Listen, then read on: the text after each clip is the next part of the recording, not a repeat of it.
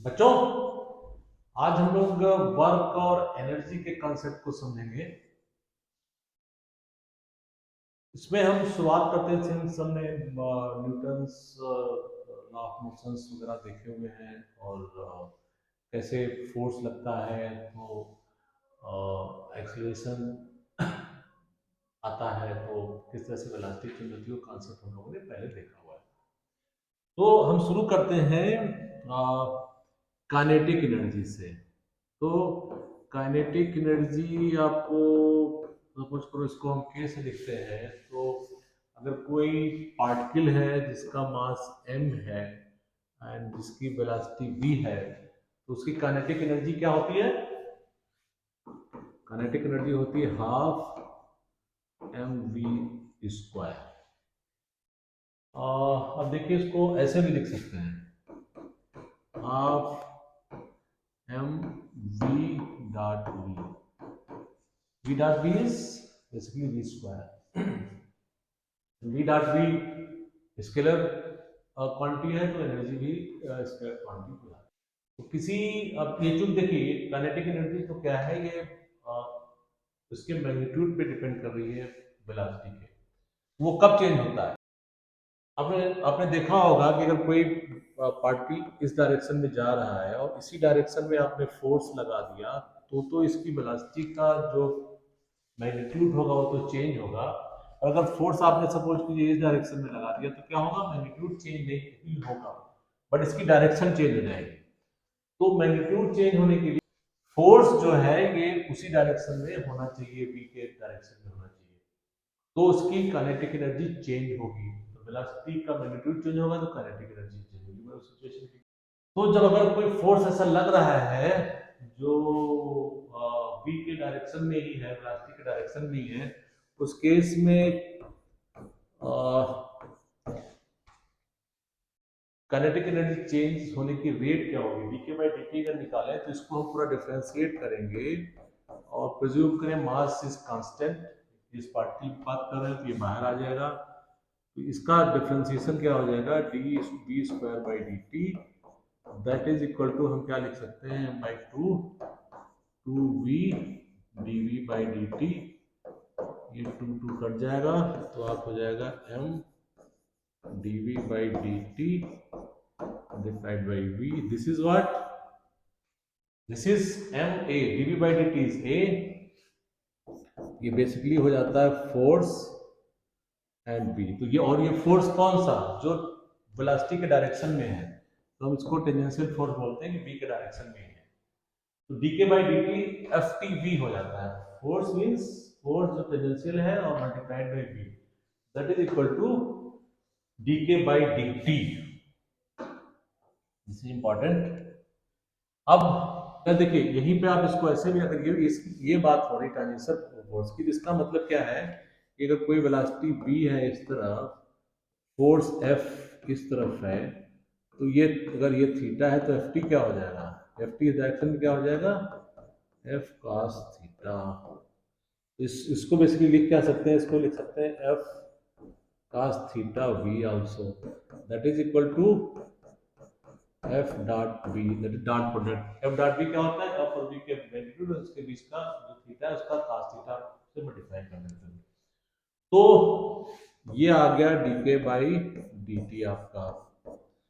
तो किसी पार्टिकल पे अगर कोई फोर्स F लग रहा है, ये फोर्स जो हमने लिखा है कोई भी डायरेक्शन हो सकती है, और उसकी अगर वेलोसिटी v है, तो उस पॉइंट पे डीके बाई dt क्या होगा? फोर्स और v का डॉट प्रोडक्ट होगा। एक चीज आपको ये यहाँ पे पता चली, बट इसका भी हम फर्दर कुछ डेवलप कर रहे हैं, उस तरफ जा रहे हैं।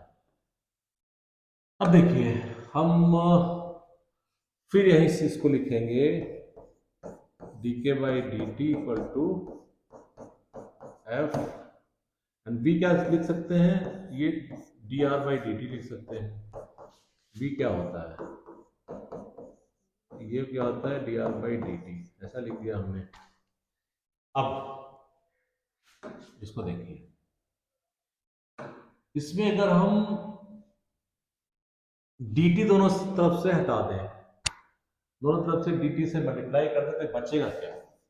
बचेगा केवल D K equal to F dot D R, F dot D R बचेगा। हम इसी में इंटरेस्टेड थे।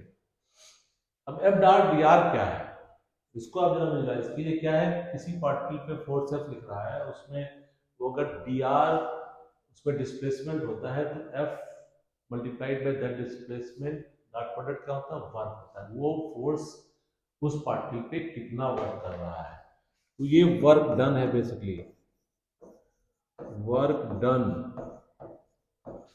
By force in shifting particle by D R distance, ये वर्क डन है। ठीक है, तो अब इससे बेसिकली मोटा मोटी हमें ये समझ में आ रहा है।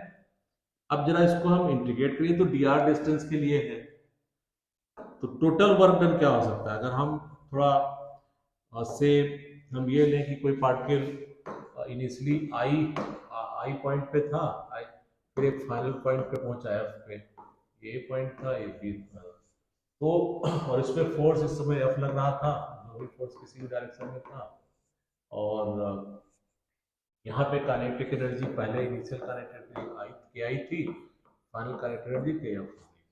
तो इसको अगर हम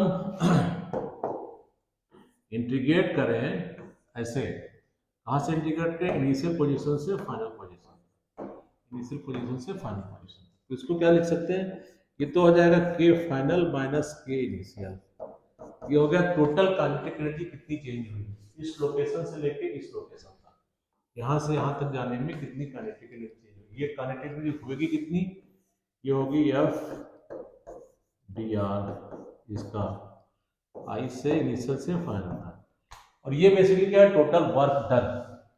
तो बेसिक कंसेप्ट ये आया कि अब किसी पार्टिकल पे कोई फोर्स लग रहा है, तो उसको उसने डिस्प्लेसमेंट किया, कोई किसी डिस्टेंस तक ले गया, तो उसने जितना वर्क किया उस फोर्स ने, वो क्या किसके बराबर होगा, वो चेंज इन काइनेटिक एनर्जी के बराबर होगा।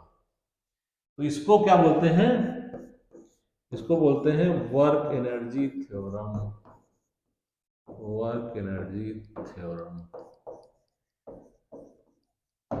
ठीक है, अभी जो फोर्स क्या हो सकता है, फोर्स एक पार्टिकल पे कई फोर्स लग सकते, ये जो नेट फोर्स है ये कई फोर्सेस का सम हो सकता है, F1 F2 plus F3, net force का कई फोर्स हो सकते हैं, ये फोर्स सबका सम हो सकता है। अगर आप यहाँ पे उस तरह से इसको पुटअप कर दोगे तो इसको हम ऐसे भी लिख सकते हैं, इनिशियल से final F1 dot D R plus initial से final F2 dot D R.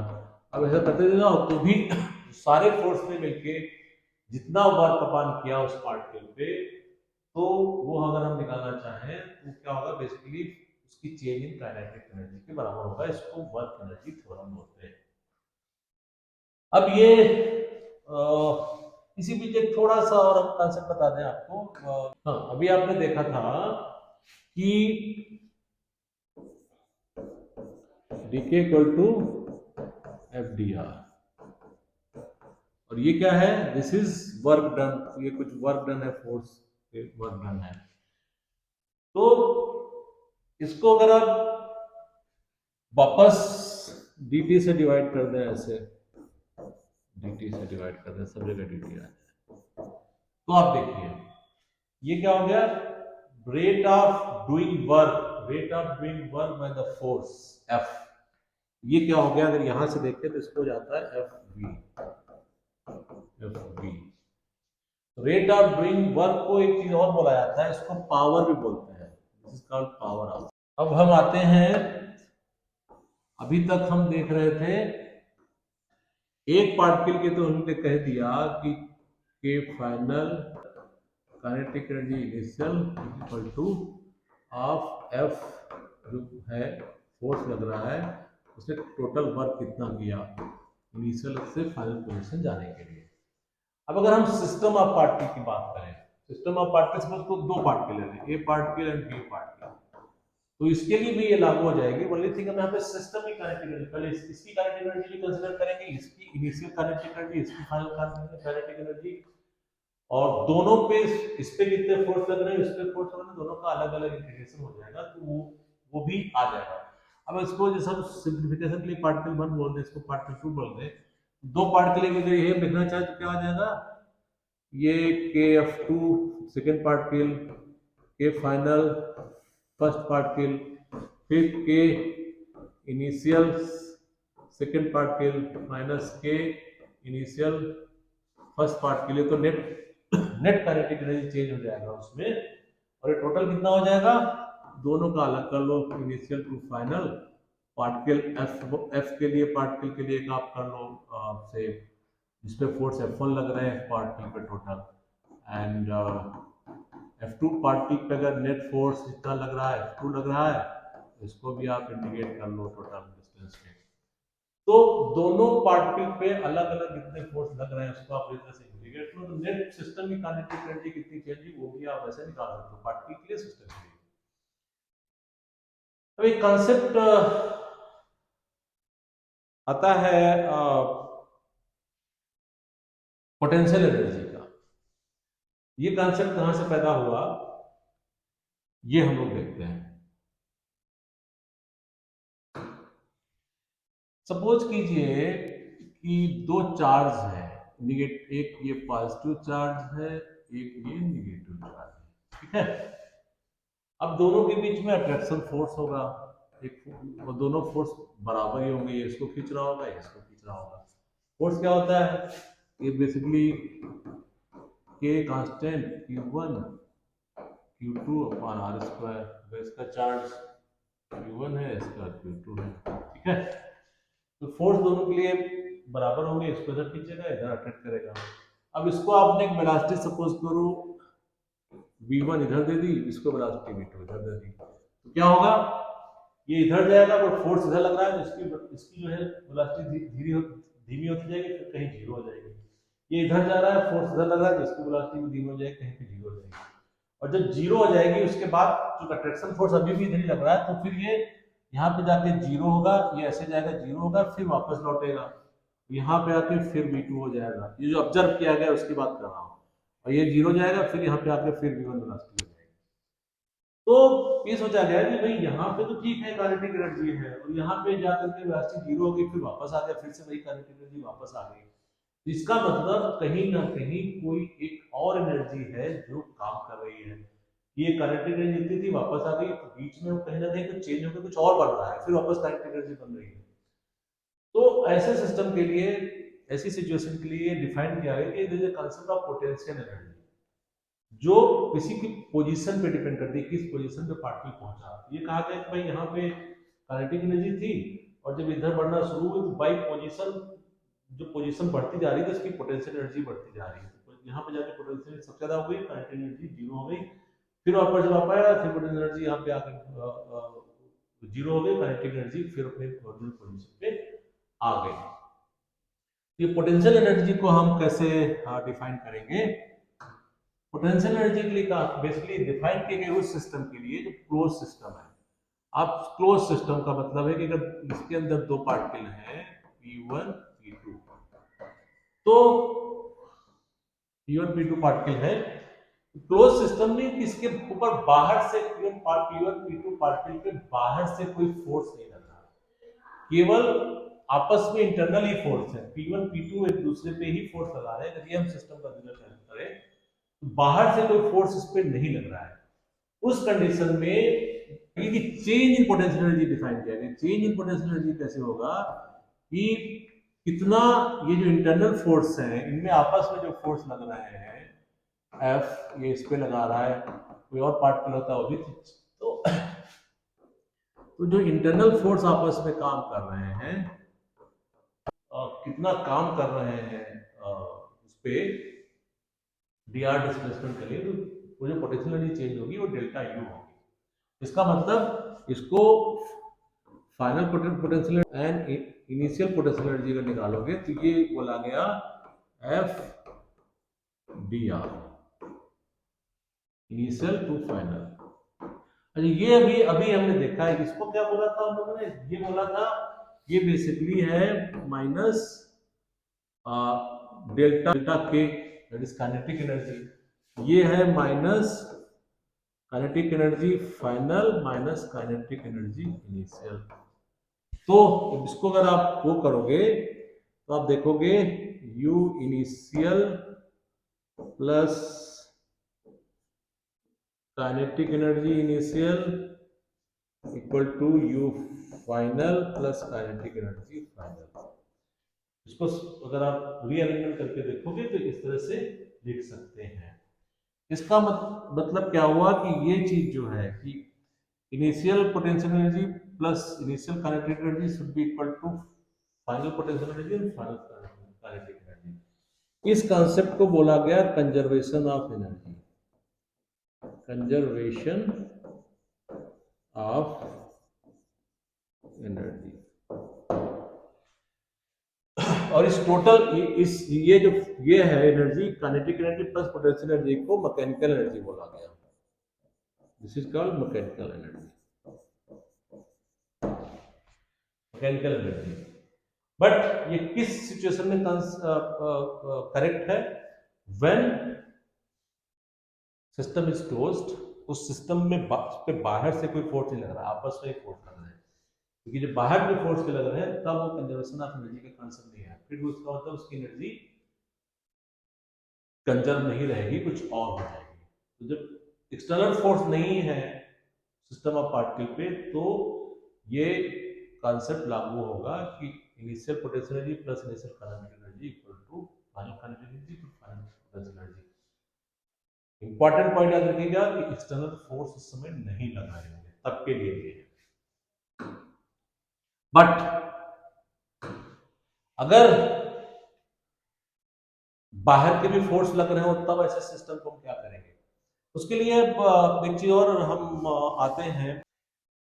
अब एक कॉन्सेप्ट आता है कंजर्वेटिव फोर्स और non conservative force. Conservative force और नॉन कंजर्वेटिव फोर्स को डिफरेंस केवल इतना है, अगर आप समझ लीजिए कि अगर किसी पार्टिकल पे कोई कंजर्वेटिव फोर्स लग रहा है और पार्टिकल यहां से चला और इस पे घूम घाम के ऐसे घूम घाम के यहाँ पे आके यहाँ पे आ गया, तो कंजर्वेटिव फोर्स क्या होगा कि अगर इस तरह से कोई पार्टिकल पूरा घूम करके आ रहा है तो इसमें नेट वर्क डन बाय अगर फोर्स पूरा सर्किल पे निकालो, और सर्किल क्या मतलब जो भी पूरा क्लोज कर्व है पे निकालो, तो ये नेट जो वर्क डन है ये जीरो होगा, ये पाथ पे डिपेंड नहीं करेगा। या हम केवल यहां से लेके यहां तक के बीच में टोटल वर्क डन निकालें, तो ये चाहे इस पाथ से जाए या चाहे इस पाथ से जाए चाहे इस पाथ से जाए, दोनों सिचुएशन में वर्क डन बराबर होगा। पर अगर वो क्लोज लूप में आ गया, यहां से शुरू किया यही वापस आ गया, तो net work done will be zero. ऐसे फोर्सेस को कंजर्वेटिव फोर्स बोलते हैं। नॉन कंजर्वेटिव फोर्स इनको बोलते हैं जहां पे पाथ पे डिपेंड करता हो। तो उसमें क्या होगा, अगर आप लॉन्गर पाथ लेकर के आ रहे हो तो वर्क डन ज्यादा किया होगा फोर्स ने। अभी सिचुएशन कैसे आएगी देखिए। अगर फ्रिक्शन वाली सरफेस है तो अगर कोई पार्टिकल इधर जा रहा है, यहां से यहां जा रहा है, तो इस पे फ्रिक्शन फोर्स इधर लग रहा है तो उस पर काम करेगा, फ्रिक्शन फोर्स उस पर वर्क कर रहा होगा। और जब वापस आएगा पार्टिकल यहाँ पे यहाँ तक गया फिर वापस आया, तब भी फ्रिक्शन फोर्स उसको पीछे खींच रहा होगा। तो फ्रिक्शन फोर्स हमेशा काम उसको अपोज करता रहेगा, उस प्रोसेस को वर्क करेगा। बट अगर एक फोर्स जैसे आप ग्रेविटेशनल फोर्स की बात कर लें कि यहाँ से ये कोई बॉल आई जिसपे ग्रेविटेशनल फोर्स नीचे mg लग रहा है, तो इस डायरेक्शन में जब पार्टिकल नीचे जा रहा है, सपोज कीजिए नीचे जा रहा है, तो फोर्स की डायरेक्शन एंड डिस्प्लेसमेंट की डायरेक्शन दोनों एक ही डायरेक्शन में है। तो ये जो फोर्स है इस पे पॉजिटिव काम कर रहा है। बट अगर ये जब ये ऊपर जा रहा होगा, ये मैंने नीचे तक आया फिर ऊपर गया, या पहले ऊपर तो आपने भेज दिया फिर नीचे आया, तो तब क्या होगा, ऊपर जब जा रहा होगा तो फोर्स तो नीचे लग रहा होगा एंड इसकी डायरेक्शन ऊपर होगी, तो ये बेसिकली माइनस में आएगा। तो नेट सम अगर आप सर्कुलर ऐसे करो कि आपने ऊपर को बॉल भेजा फिर ऐसे नीचे आई, तो जब ऊपर जा रहा है तो नेट फोर्स नीचे लग रहा है, mg नीचे लग रहा है, डिस्प्लेसमेंट ऊपर है तो वर्क डन माइनस में आ रहा है। और जब वो नीचे आ रहा है तो फोर्स भी उसी डायरेक्शन में है। एंड डिस्प्लेसमेंट की उसी डायरेक्शन में है, तो नेट वर्क डन प्लस में आ रहा है, टोटल सम कर दोगे तो जीरो आ जाएगा। तो जैसे ग्रेविटेशनल फोर्स है तो ये कंजर्वेटिव फोर्स माना जाता है, फ्रिक्शन फोर्स है नॉन कंजर्वेटिव फोर्स माना जाता है। तो जब मिक्स ऑफ या जिसी तरह से स्प्रिंग वाला जो स्प्रिंग है, स्प्रिंग में जब कोई आप ऐसे कर रहे होगे तो जब इधर जा रहा होगा तो क्या होगा, फोर्स इस पे फोर्स स्प्रिंग इधर लगा रही होगी, तो वर्क डन क्या, ये डिस्प्लेसमेंट इधर होगा तो वर्क डन माइनस होगा डब्ल्यू। एंड जब यहाँ तक जाएगा वापस आएगा, वापस उसी लोकेशन पे आएगा, तो उस केस में फोर्स इसी डायरेक्शन में लग रहा होगा, डिस्प्लेसमेंट इसी होगा, तो फोर्स पॉजिटिव होगा, दोनों वर्क पॉजिटिव होगा डब्ल्यू, दोनों को सम करोगे जीरो आ जाएगा। सेम पोजीशन पे आते ही total net work done zero हो जाएगा। तो ये जो स्प्रिंग वाला फोर्स है ये भी कंजर्वेटिव फोर्स होता है, ग्रेविटेशनल फोर्स भी कंजर्वेटिव फोर्स होता है, but frictional force conservative force नहीं होता है। तो अब आते हैं किसी पार्टिकल पे कंजर्वेटिव फोर्स और नॉन कंजर्वेटिव फोर्स सारे लग रहे हो, वो चाहे इंटरनल हो चाहे एक्सटर्नल हो, सबकी बात कर रहे हैं। कंजर्वेशन ऑफ एनर्जी में केवल किसी सिस्टम में अगर कंजर्वेशन ऑफ एनर्जी की बात कर रहे हो क्लोज सिस्टम में, तो उसमें बाहर से कोई फोर्स नहीं लग रहा है, केवल अंदर से लग रहा है। एंड देन उनकी kinetic energy plus potential energy उस सिस्टम की इनिशियली और फाइनली बराबर रहेगी। यहाँ पे बात आ रही है कि अगर ऐसी सिचुएशन है कि जब बाहर के भी फोर्स लग रहा है, हर तरह के फोर्स लग रहे हैं, उस केस में कंजर्वेशन ऑफ एनर्जी तो नहीं लगेगा, पर वर्क एनर्जी थ्योरम फिर भी ट्रू रहेगी। एंड वो इस तरह से ट्रू रहेगी कि उसमें आप सारे वर्क डन निकालोगे, work done by the conservative force, work done by the non conservative force, फिर work done by the external force, this equal to क्या होगा, total kinetic energy final and kinetic energy initial. तो किसी particle पे चाहे conservative force लग रहे हो, नॉन कंजर्वेटिव फोर्स लग रहे हो, एक्सटर्नल फोर्स भी लग रहे हो, तो जो सारे फोर्स मिलकर जो वर्क कर रहे होंगे वो क्या होगा, that will be equal to change in kinetic energy. यहाँ पे हम पोटेंशियल एनर्जी की बात नहीं कर रहे हैं, क्योंकि यहाँ पे एक्सटर्नल फोर्स की भी बात हो रही है। हम पोटेंशियल एनर्जी की तभी बात करेंगे जब उस सिस्टम पे बाहर का कोई फोर्स नहीं लग रहा है, केवल वो उस सिस्टम के अंदर ही पार्टिकल आपस में इंटरेक्ट कर रहे हैं, दूसरे फोर्स लगा रहे हैं, वहां तो पोटेंशियल एनर्जी आती है। बाकी केस में केवल हम काइनेटिक एनर्जी की बात करेंगे, उस केस में सारे फोर्सेस जितना वर्क कर रहे हैं उस पार्टिकल पे वो उसकी काइनेटिक एनर्जी को इस तरह से चेंज करेंगे। और इस कॉन्सेप्ट को समझिए, फिर हम लोग इस पर कुछ क्वेश्चन भी लगाएंगे और भी कुछ इंटरेस्टिंग बातें इस पर करेंगे।